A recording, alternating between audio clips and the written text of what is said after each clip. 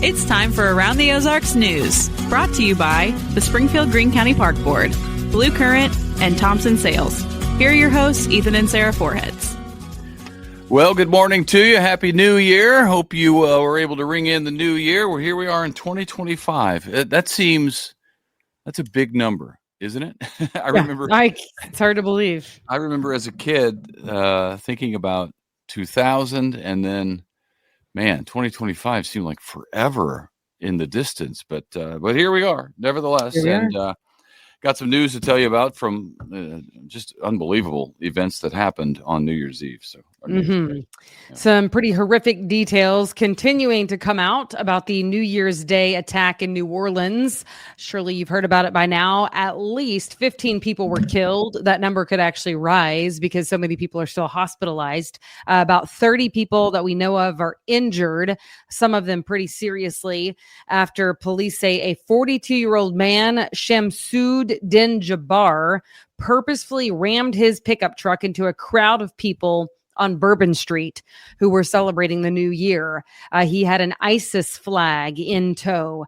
He jumped out and exchanged gunfire with police. They returned fire, killing Jabbar.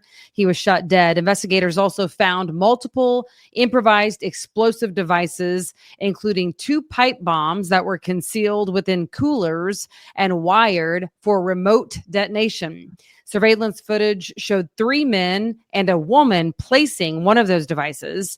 Now, we do know that Jabbar is a U.S. citizen from Texas. The FBI is working to determine any potential affiliations with terrorist organizations. Get this, Jabbar actually was in the U.S. Army. He joined the U.S. Army in 2007, working in human resources and in information technology.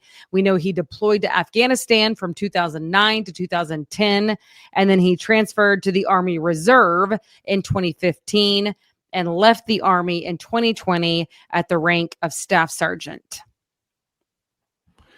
That's always mind-boggling to me, how members of our own military can be affected in that way. That I don't understand it. I don't understand how that happens, but it does. And thankfully, the bombs didn't go off. It could have been so much worse, and it was the only attack that we know of, right? Yeah. And police responded quickly. I mean, there was in Hawaii, I didn't put this in the show, but in Hawaii, there was a fireworks mishap that killed 4 people, injured about 20 others. So, I mean, there were some other things, obviously not to this degree. I mean, this is a terrorist attack. So, by the way, the attack, of course, means that the Sugar Bowl game that was going to be played in New Orleans, that was against Georgia and Notre Dame, that will now be played today because of the attack yesterday. Also, this is just interesting. Jabbar, the driver, drove through some barricades in order to hit the crowd, but apparently there is some better equipment for this type of prevention, incident prevention, but those barriers, some of them that would normally be set up for something like this, they are being worked on right now because they're going to be used for Super Bowl, which of course is in New Orleans next month. So they definitely had barriers. It's just not, apparently they weren't necessarily the ones that you would, often find for this type of an event because they are working to make them more secure for Super Bowl. Well, and a lot of times the police will line up the big vehicles and make them dump trucks and city trucks, those sorts of things. Those act as barriers as well. So yeah, they did that in Springfield. Actually, I saw what were we doing? We were like driving downtown for some reason. Because we weren't actually at the parade. I'm not sure where we were going, but we saw the dump trucks, and city vehicles, big, hefty ones, blocking some of the main streets. So, that makes good sense because they have those vehicles anyway. So just put them to use and let them be a barrier. Well, right. All right. Well, it's a reminder that the terrorists do indeed want to kill us. So we have to be vigilant. Also in the news in this new year, a lawsuit filed by former Missouri Attorney General Eric Schmidt against Springfield Public Schools. The civil suit claimed SPS violated the open records law by not providing Schmidt's office with records relating to whether the district was teaching critical race theory. For its part, SPS said it would take thousands of employee hours to review those documents, and therefore the district would require appropriate reimbursement for that. The new Missouri Attorney General is the one who dismissed this case this week. Schmidt, of course, is now a U.S. Senator, the former Attorney General who filed the lawsuit.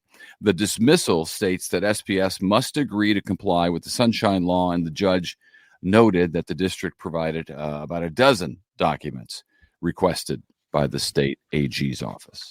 Yeah, it's wild. I'm sure a relief for SPS, I would imagine. So looks like that case is over. We've had years of warning. We've been talking about this on the news for it seems like a decade now. And maybe we've been talking about it since 9/11. That is when this initially came up, was since 9/11. So 2001. That makes sense. And now we're in 25. So yeah, it's time. Well, it's been delayed. I mean, I don't know, a dozen times. The deadline comes and then they say, okay, we're not ready. People aren't ready for it. Talking about real ID. This is supposed to be now the year that you have to get one if you want to fly, because that's really the main reason why you would need one to get on an airplane. They do look for the real ID. Also, if you want to visit a federal facility or go to a nuclear power plant, you'd need one there as well, or Army base, I think, as well. Starting in May, the TSA will be prohibited from accepting state-issued IDs. Right. And they're easy to get. I mean, you do need more documents. So if you're going to go get one at the DMV office, then make sure you take everything that you need. I think we had to go back and forth a couple of times. But they also may change the deadline and delay it again because they are wont to do that. Yeah, I just feel like it makes sense, honestly. I mean, it's once you have it, then you have it. You have to get your license renewed like normal, but the renewal is no different than what it currently is. It's just that initial getting it. And I mean, when we're talking about a terrorist attack within the same newscast, we need to stop complaining about it. Not that you were, but I just mean it's literally been since 2001 that they've been talking about it. So plenty of time. Okay, over the holidays, Gypsy Rose Blanchard had her baby girl. You will surely remember her. She's the woman who made international news, was also the subject of many documentaries and shows. She became the storyline after she was raised to believe that she was a very sick child. Of course, that was not true. Her mom, Dee Dee Blanchard, had a condition called Munchausen's by proxy, where she imposed a sickness on Gypsy that didn't really exist for attention and money. And she did get a lot of that. But she also got killed by Gypsy's then boyfriend in 2015. Once Gypsy grew up a little, recognized what was going on. Gypsy's daughter, her new little baby girl, is named Aurora, named after the beautiful Aurora Borealis, or Northern Lights. So congratulations to her. Stamp prices to mail a regular letter are staying the same. That's the good news. But shipping prices are going to go up in a couple weeks, January 19th. Kind of big, so be prepared. The United States Postal Service says we'll see a 3.2% increase for Priority Mail and Priority Mail Express. USPS Ground will go up by 3.9%. And Parcel Select is going up by 9.2%. Wow. So the rate changes are going to pay for modernizing the Postal Service and to help them achieve financial sustainability. Well, I wish them good luck. Me too. They've been trying to achieve that for a long time. A 7-year-old girl from Aurora, we mentioned Aurora in this newscast. A 7-year-old girl from Aurora is going to be okay after swallowing a button battery on Christmas Eve, which is a very scary incident. She's now recovering at a hospital in St. Louis as a result of that. The battery came from a watch that the girl was given as a gift. And every year, more than 3,000 children swallow those kinds of batteries. We've been talking about that in the news for years too, since they became popular. because they are really dangerous. 70 children have died from it. Thousands of others have ended up in the emergency room, those button batteries. But that little girl from Aurora is going to be all right, which is good news. Yeah. Yeah. There's a picture of her online. Actually, she looks adorable, looks to be doing well. And they said that she will recover fully. So warming centers are having to open in and around Springfield because it has been cold. The flip has switched, so it seems, especially overnight. So some of them are daytime shelters. Others are overnight shelters. You can find those online if you or someone you know might need a shelter from the cold. Yeah, it's supposed to, I haven't seen the forecast. We were in St. Louis over New Year's Eve, and it was, I think, 60 the day before we left on New Year's Eve. We were out. I was working in the garage and putting stuff away and giving stuff away and doing all the thing I do in the garage 2 or 3 times a year to try to reorganize it with bikes and cars and all of that in the wintertime. But then we went up to St. Louis, and man, it got cold up there. The wind was blowing. And it was pretty chilly. I know it was chilly here as well, too, because we arrived back. And we might have some cold to deal with. But, man, it's been a really, really mild winter. To get to this point, in winter, January now, and to not have really frigid days is a blessing. I see it as. Yeah. A lot of people don't. Yeah, you and me both. By the way, if you look at the forecast, which you need to watch Abby Dyer because she is the real meteorologist around us. But I did see possible snow on Sunday. What? I know. For real? Yeah. I mean, wow. Again, I'm not a meteorologist. I just pretend to be one on TV sometimes. But she can tell you. Wake Up Weather with Abby Dyer is next, in fact. So stay tuned for that. Because I saw that online and I was like, somebody help. Yeah. So, okay. All right. I think that's it. You guys have a good day. Thanks so much. Happy New Year to you. And we'll see you back here tomorrow. Yep. Thanks for being with us in 2024 and now 2025.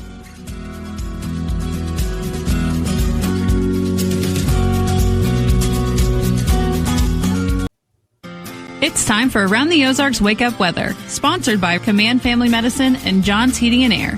Here's your host, meteorologist Abby Dyer. Good morning, everyone. Happy New Year, and welcome to the first podcast of 2025 for Around the Ozarks Wake Up Weather. Thank you for being here. It's kind of an exciting start to the year. If you are a winter weather lover, I know you've heard the rumblings of winter weather arriving in the Ozarks this weekend, and I'm just going to address the elephant in the room. That's what we're going to start off talking about. There is a lot to watch as we head closer to the weekend forecast.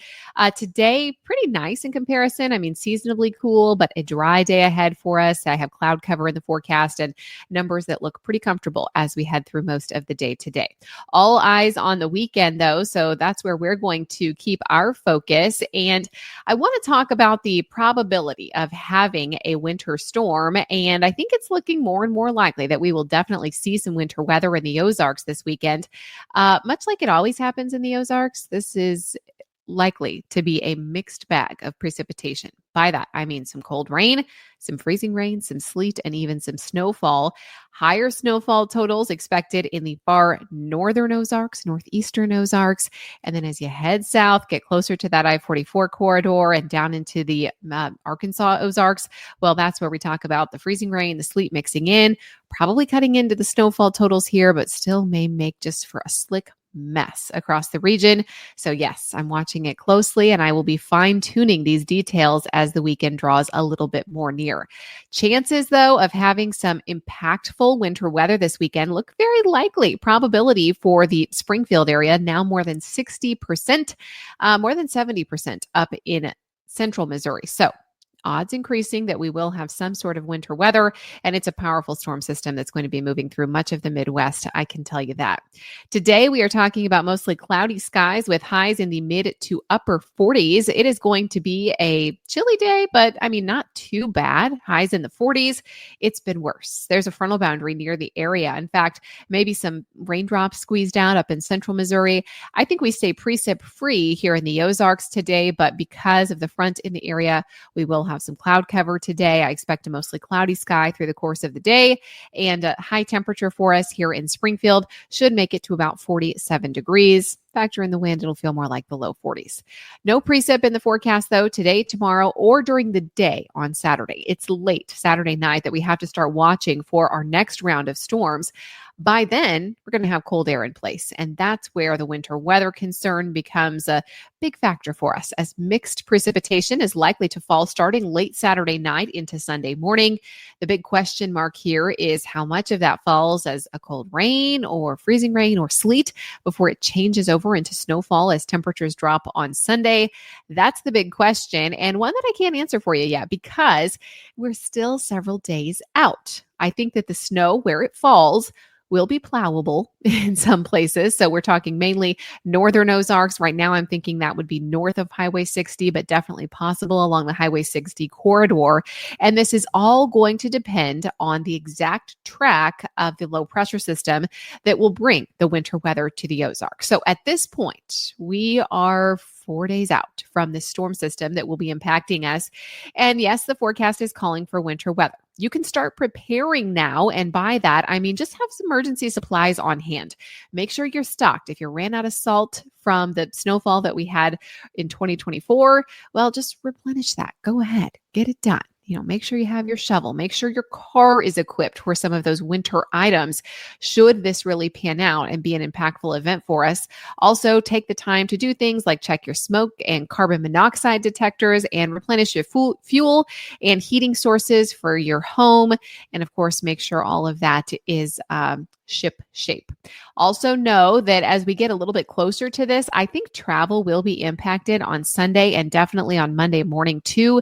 So if you're thinking ahead or if you have travel planned, you might want to make some different arrangements or at least have a backup plan in place if you had travel going on for Sunday or Monday, not only in the Ozarks, but really across the state of Missouri and much of the Midwest, because this is going to be a major storm system. And by that, I mean, it will be expansive. It goes several states expecting some of the winter weather here. As we head into the later parts of the week, we get into Friday. We're going to be talking more about the totals that I'm expecting with this. I think at this point, though, you can prepare for some winter weather and snowfall that will likely accumulate. We are going to have the cold temperatures in place, as I mentioned. Today, actually the warmest of the extended forecast. Cooler weather builds in tomorrow. Highs tomorrow drop to the upper 30s and low 40s. By the time we get to Saturday, we're talking highs once again in the 30s to 40s, and then we get really cold. Numbers fall to the teens on Sunday morning. We may not warm that much on Sunday. That's also a question mark, and that's what we have to track, that exact position of the low pressure. By the way, that storm system just now going to be moving from the Pacific inland. We'll be able to get more weather balloons up into that storm structure and get some better data to integrate into the weather models. So the forecast becomes much more fine-tuned as the storm gets a little bit closer. We just get better sampling on that storm system. Then numbers drop. I can tell you that. That's what models all agree on. They're all over the place on snowfall totals, ice totals, things like that. But what they definitely agree on is extreme cold setting in for the Ozarks Monday and Tuesday. Abnormally cold temperatures are on the way for next week with wind chills below zero. So keep that in mind. Think about the winter gear. If the kids are growing out of their gloves, you might want to find a new pair. Make sure you go have all the proper gear that you need and plan to stay indoors and bring the pets indoors as well. The Climate Prediction Center definitely agrees with this forecast trend that I'm seeing in the models. They are showing well below normal temperatures. We're talking 15 to 25 degrees below normal for that first week of January, the 6th through the 12th. More details are going to be forthcoming as that storm gets a little bit closer. Right now, confidence increasing that we will see some winter weather in the Ozarks. Looks like our northern counties will be most impacted, but a widespread portion in the Ozarks could see some ice, some sleet, as well as some accumulating snowfall. So stay tuned for that. Around the country, there's also active weather happening with the down lake effect snow from the Great Lakes region. Also, periods of locally and heavy coastal rains for higher elevations continue for much of the northwestern United States. And then, of course, frigid winter temperatures are going to be making their way from the northern plains to the Midwest. That process going to hit here as we head closer to the weekend. So prepare and brace for the cold that is going to be coming our way. All right, it's time for the Around the Ozarks Wake Up Weather Brain Twister Trivia question. The question that I left you with on, what day was that? Tuesday. Yes. How large is the Times Square New Year's Eve ball in diameter? Did you watch the ball drop from Times Square on New Year's Eve? Do you think it was 4 feet in diameter, 6 feet, 12 feet, or 24 feet? Well, it's huge, but it is 12 feet in diameter. The rapper Pitbull helped to unveil the Times Square iconic New Year's Eve ball on Friday. Last Friday, that is. It is a Waterford crystal ball, a sphere covered with 2,688 crystal triangles, and it measures 12 feet in diameter. It weighs almost 12,000 pounds and has more than 32,000 LED lights. It is pretty impressive, and it drew a large crowd in NYC. But did you see the thunderstorms and that video of the lightning striking the Empire State Building on New Year's Eve? Kind of crazy. A lot of people were cold and wet for that celebration. All right, here's the question that I'll leave you with for tomorrow. Immigrants from what country introduced the New Year baby to the United States? Do you think that was A, Germany, B, Italy, C, Ireland, or D, Spain? You can let me know your guess. That's at aroundtheozarks.com. Thank you so much for listening to Around the Ozarks this morning. I hope I was able to detail that winter storm for you, put it into a bit of a better picture, what we're going to be dealing with by the time we get to late Saturday night into Sunday. I'll be tracking it. I'll have another detailed update for you early tomorrow. In the meantime, you can check the website for any updates to that winter storm heading our direction for the weekend. Thanks so much to Command Family Medicine and John's Heating and Air. You're going to need that heater as we head into the next week. I'll chat with you again early tomorrow.